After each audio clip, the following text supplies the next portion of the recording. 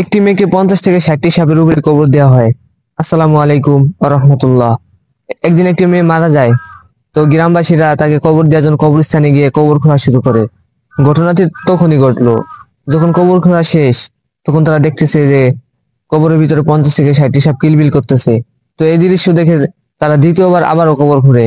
দ্বিতীয়বার কবর খোঁড়ার পর তারা দেখতেছে 50 থেকে 60টি সাপ কিলবিল করতেছে। তৃতীয়বার আবারও কবর খুঁড়ে, তো সেই তৃতীয়বারে সেই একই অবস্থা। তো গ্রামবাসীরা কিছু ভেবে না পেরে তারা পরামর্শ করলো যে এই মেয়েকে সাপের উপরে কবর দেওয়ার সিদ্ধান্ত নেয়। তো যেই ভাবা সেই কাজ। কবর দেওয়ার পর তার বাবাকে বলা হলো যে তোমার মেয়েকে কবর দিতে গেলে এরকম দৃশ্য হলো কেন, এরকম সাপে এসে কিলবিল করলো কেন, কি কারণ হতে পারে? তখন তার বাবা বলল যে আমার মেয়ে যখন বেঁচে ছিল দুনিয়াতে, তখন তার খারাপ কোনো কিছুই ছিল না, সে নামাজ রোজা সবই করতো, অথচ সে পর্দা করতো না।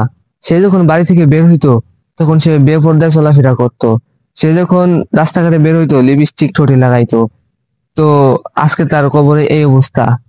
তো এই ভিডিও থেকে আমাদের প্রাপ্ত শিক্ষা নেওয়া উচিত যে বেপর্দায় চলাফেরা করলে কবরে গেলে কতটা আযাব হতে পারে, হাসরের দিন কতটা ভয়ানক আযাব হতে পারে। তো আশা করি আপনারা বুঝতে পারছেন। আসসালামু আলাইকুম ওয়া রাহমাতুল্লাহ।